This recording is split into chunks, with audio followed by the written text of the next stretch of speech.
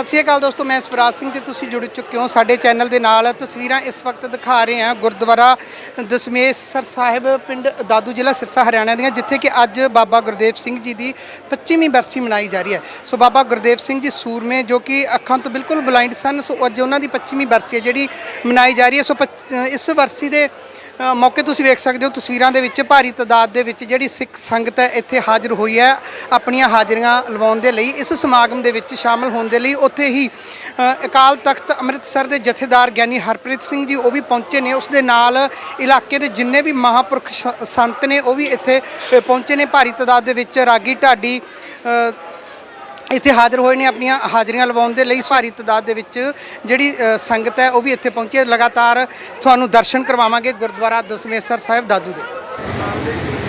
लोक पर लोक दे रखे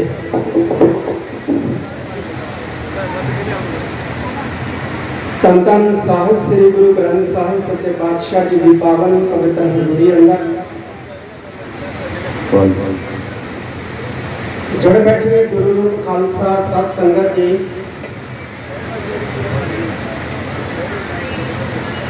सब तो पहला सरपंच दानी अमृत के दाते धन धन साहिब श्री गुरु गोबिंद सिंह महाराज वालों बख्शी फतेह प्रवान करो। वाहिगुरु जी का खालसा वाहिगुरु जी की फतेह।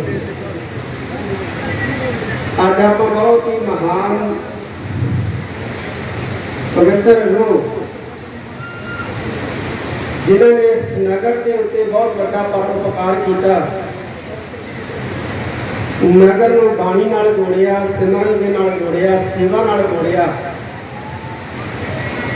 बाबा गुरदेव सिंह जी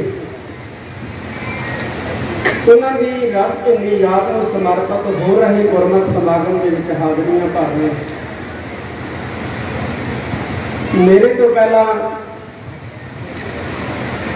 सतगुरों के पावन पवित्र अस्थान श्री खडूर साहिब तो हजूरी कथावाचक आप जी गुरमत विचारों द्वारा निहाल कर रहे। मंच के उत्ते बहुत सारिया सत्कारत हस्तियां सभाईमान। इस स्थान के मुख्य सेवादार बाबा दर्शन सिंह जी दादू, बाबा गुरमीत सिंह जी तरलोके वाला जो मैंबर भी ने श्रोमणी गुरुद्वारा प्रबंधक कमेटी के, और बड़े सत्कारयोग बाबा प्रीतम सिंह जी मरड़ी वाले जिहड़े अक्सर ही इस इलाके के विच संगतां नाल गुरमत की सांझ पाउंदे रहंदे हैं।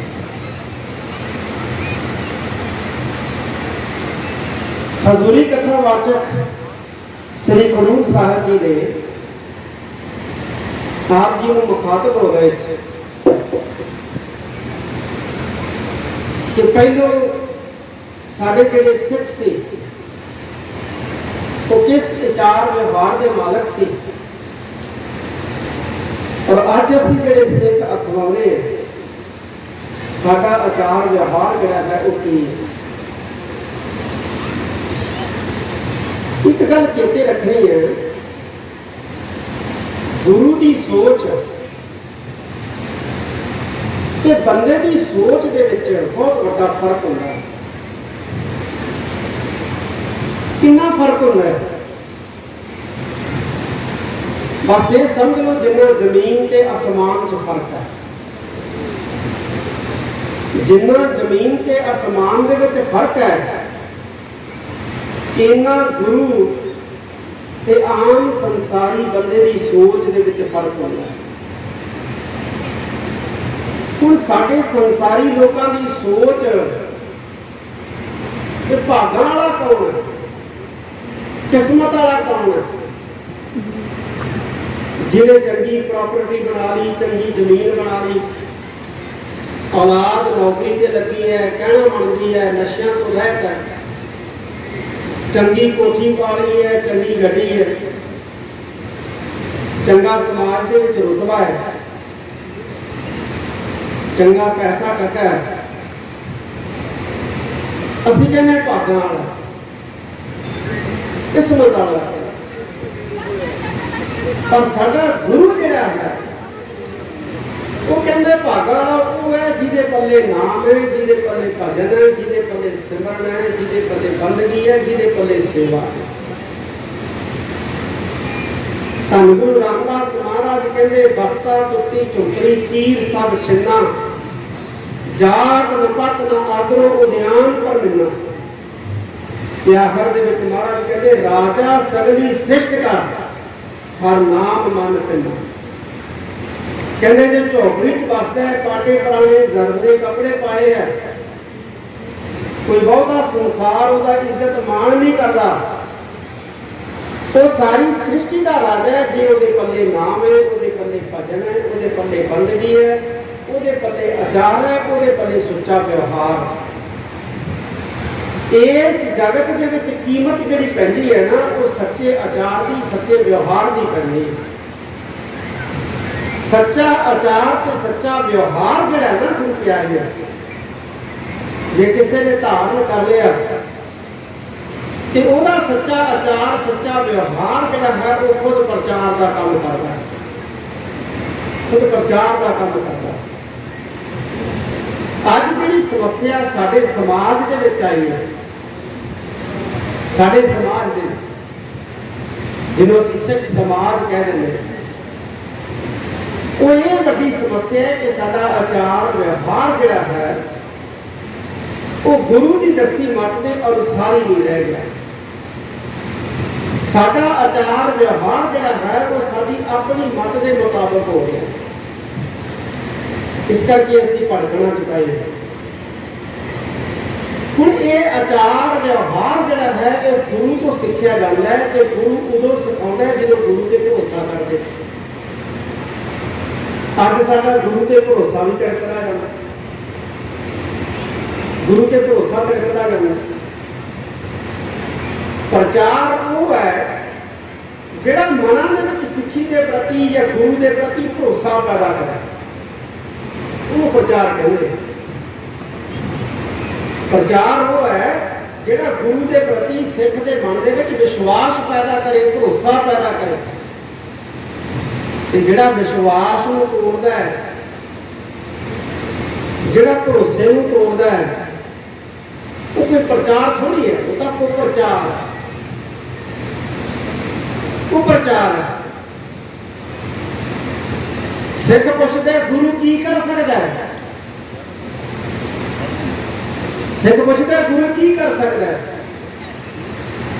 किताबिया बैठा प्रचारक चाहे वो साधु है संत है कोई है, वो कहते गुरु सब कुछ कर सकता,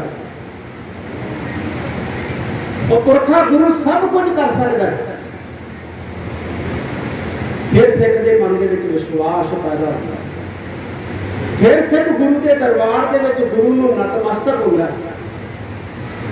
जे ताबिया बैठा हजूरी च बैठा कोई ये कहे कि गुरु आ भी नहीं कर सकता, गुरु वो भी नहीं कर सकता, गुरु ये नहीं कर सकता, गुरु वो नहीं कर सकता, तो फिर सुनने वाला सोचता है कि फिर गुरु की जे ताकत लिमिटेड है तो फिर मैं की लेना,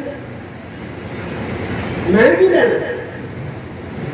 मैनू गुरु वो चाहिए है जिहड़ा पूर्ण होवे, समर्थ होवे, जिहड़ा सब कुछ कर सकता, सब कुछ कर सकता। जो गुरु की हजूरी च कहा जाता है ना, गुरु रीठे मीठे नहीं कर सकता, गुरु पर पत्थर नहीं रोक सकता बंदे का। तो साडा ये भी प्रचार होना है। तो भाई रीठिया मीठे मनुख नहीं कर सकता। एक पहाड़ की चोटी तो बड़ा सारा डिग्या पत्थर या डिग्या पत्थर एक बंदा अपने पंजे नाल नहीं रोक सकता, पर गुरु रोक सकता। कि गुरु बंदा नहीं है। ਜਿਹੜੇ ਕਹਿੰਦੇ ਆ ਨਾ ਕਿ ਗੁਰੂ ਰੀਠੇ ਨਹੀਂ ਮਿੱਠੇ ਕਰ ਸਕਦਾ, ਗੁਰੂ ਪਹਾੜ ਤੋਂ ਡਿੱਗੇ ਪੱਥਰ ਨੂੰ ਪੰਜੇ ਨਾਲ ਨਹੀਂ ਰੋਕ ਸਕਦਾ, ਉਹ ਭਲੇਖੇ 'ਚ ਉਹ ਗੁਰੂ ਨੂੰ ਬੰਦਾ ਸਮਝਦੇ। ਇੱਥੇ ਹੀ ਗਲਤੀ ਕਰਦੇ, ਗੁਰੂ ਨੂੰ ਬੰਦਾ ਸਮਝਦੇ। ਗੁਰੂ ਬੰਦਾ ਨਹੀਂ ਹੈ। ਬਾਣੀ ਦੇ ਵਿੱਚ ਪਾਤਸ਼ਾਹ ਨੇ ਕਿਹਾ ਵੀ ਇਹ ਕਹਿੰਦੇ ਮਾਨੁਖ ਕਾ ਕਰ ਰੂਪ ਨਾ ਜਾਣ, ਇਹਨੂੰ ਮਨੁੱਖ ਸਮਝਣ ਦੀ ਗਲਤੀ ਨਾ ਕਰੀ ਪੁਰਖਾ, मनुख समझने की गलती ना करी। गुरु मनुख नहीं है, गुरु उस परम पिता परमेश्वर का रूप है जिहड़ा सारे जहान दे विच व्यापक है। जदों गुरु नानक साहब महाराज ने फैसला कर लिया ना कि भाई लहणा जी को गुरियाई देनी, फैसला कर लिया कि भाई लहणा जी को गुरियाई देनी, माता जी कहने लगे, माता सुलखने जी धन गुरु नानक साहब जी को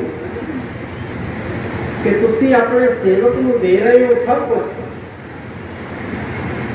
अपने पुत्रा को भी कुछ दे। श्री गुरु नानक देव जी महाराज कहने लगे, कहते ये जी गुरियाई है ये साडी कोई निजी जायदाद नहीं है। समाज के विच ये नियम है कि जिहड़े बंदे की निजी जायदाद होंदी है वो पुत्रा च वंडी जाती है, पर ये जिहड़ी गुरियाई है ये निजी जायदाद नहीं है, ये उस करतार की रहमत है, बख्शिश है, ये उसे नूं प्राप्त होनी है जिहड़ा योग है। ते भाई लहणा जी इस करके योग है क्योंकि इन्होंने गुरु को जानिया है, गुरु को जानिया है। तो कहने लगे कि साडे पुत्र भी गुरु जानते हैं, गुरु को जाने जाने इन्होंने भी गुरु ने। एक परीक्षा होर लो, कहने लगे ठीक है। धन गुरु नानक साहब महाराज ने सारे सिखां को बुलाया, बच्चे पुत्र खड़ोते ने। धन गुरु नानक साहब महाराज अपने खीसे जो एक सिक्का कढ़ के उछाल के अपनी मुठ च बंद कर लेंगे, बारी बारी सब नूं पुछदे हैं, दसो का भला साडी मुठ दे विच की है? सारे कहते सिक्का है जी। ते जदों भाई लहणा जी नूं पुछया जांदा है, भाई लहणा जी तुसीं दसो कि साडी मुट्ठी दे विच की है? तो कहने लगे महाराज मैनूं तुहाडी मुट्ठी दे विच सारा संसार नजर आउंदा है, सारी दुनिया नजर आउंदी है। धन गुरु नानक साहब महाराज कहने लगे इन्होंने गुरु समझिया, गुरु जानिया,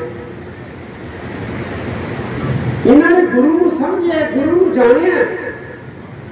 की जानिया, की समझिया गुरु को कि गुरु समर्थ पुरख है, गुरु समर्थ पुरख है, गुरु कर्म करावन हार है, गुरु सब कुछ कर सकता है। कि मैं आप जी को अपील करना चाहूँगा कि जेड़ा भी कोई भी प्रचारक शब्द सुनाता है, वाक्यात सुनाता है, जेड़े शब्द जेड़े वाक्यात तुहाडे मन दे विच गुरु के प्रति सिरत पैदा करते हैं, भरोसा पैदा करते हैं, विश्वास पैदा करते हैं, उन्होंने सुनना चाहिए, उन्होंने अदब करना चाहिए, उन्होंने सत्कार करना चाहिए। पर जेड़े किसी के बोल साडे मन दे विच गुरु के प्रति सिदक नूं तोड़ते हैं, भरोसे नूं तोड़ते हैं, विश्वास नूं तोड़ते हैं, उन्होंने सुनने तो गुरेज करना चाहिए। तो लफ्ज़ जिहड़े ने वो जहर के समान है, जहर के समान जिहड़ा साडे मन के अंदर साडे गुरु के प्रति जिहड़ा वो शक्ति भावना पैदा करते हैं, वो शब्द जहर है।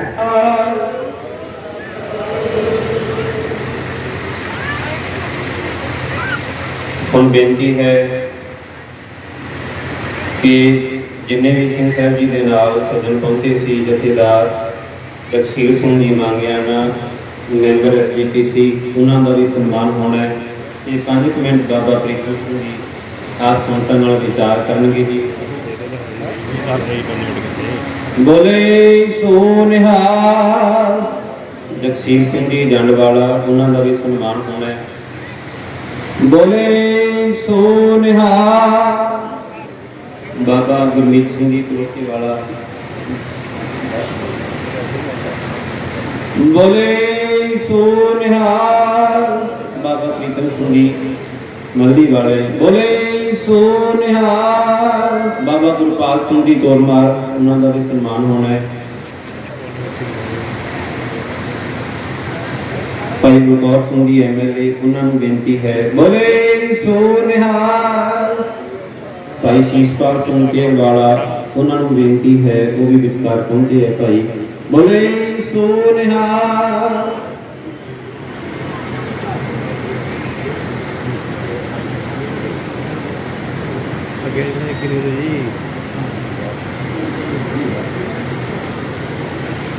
ਹੁਣ ਬੇਨਤੀ ਹੈ